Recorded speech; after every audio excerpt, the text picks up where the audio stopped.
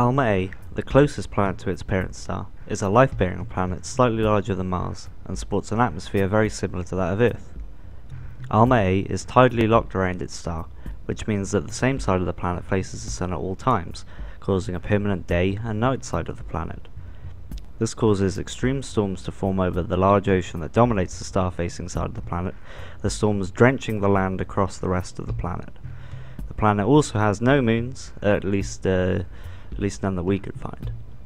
We don't really know much about the planet's atmospheric composition, though as mentioned just now it's quite similar to Earth's. When I say we don't really know much, we have all the data available to us from our probes, but we have no clue how to interpret it, because atmospheric composition is something I, or rather my researchers, don't understand, nor can be bothered to actually figure out. Anyway, the planet as a whole is largely flat, the star-facing side being mostly covered by a large yet shallow ocean, whilst the dark side of the planet is composed of mudflats that are constantly sodden by the extreme storms emanating from the day side of the planet. Barren deserts and rocky wastelands compose areas of the night side where the rains cannot reach. On the day side, land is peppered by small mountain ranges, and there's a prominent impact crater right there. Large rivers cut through the landscape, bringing storm water falling at the mountains back into the large ocean.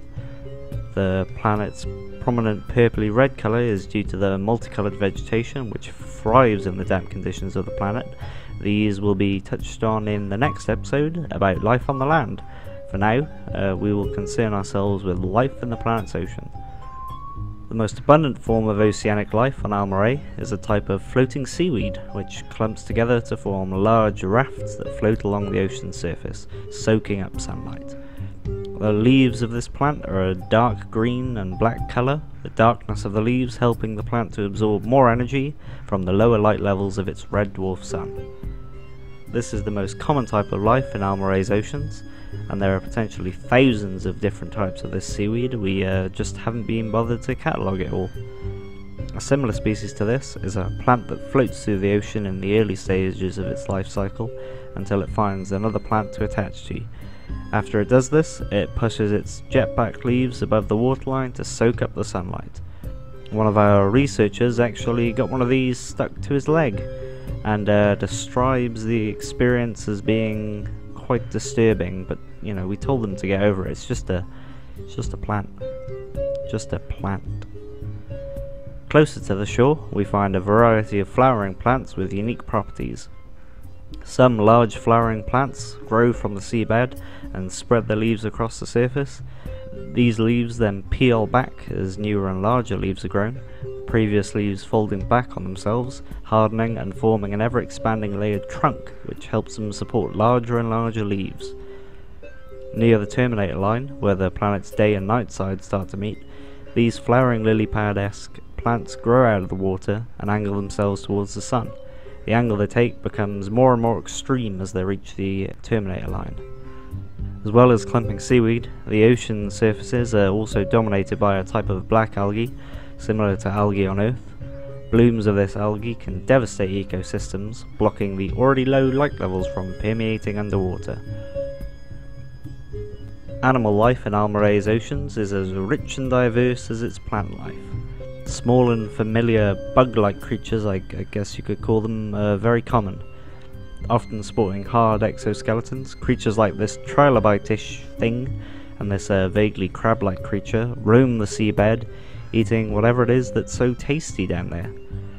Found also on the seabed, domed creatures with soft underbellies slide slowly across the seafloor, feasting off the same tasty stuff as those other creatures.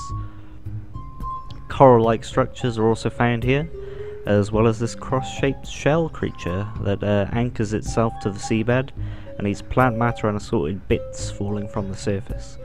There's also quite a lot of sponges, if you needed to know that.